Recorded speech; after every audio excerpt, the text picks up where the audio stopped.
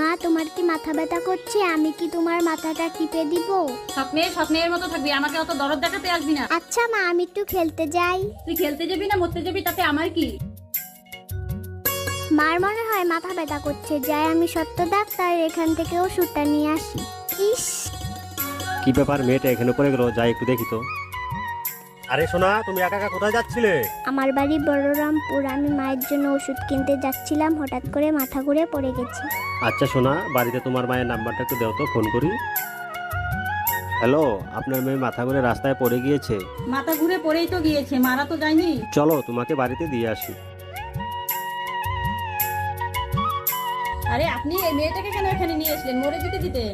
আরে ম্যাডাম, আপনি একে এত খারাপ ভাবছেন কেন?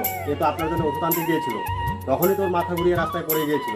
আপনি একে ঘৃণা করেন, এ কিন্তু আপনাকে খুব ভালোবাসে। এর একটু যত্ন নিন আপনি।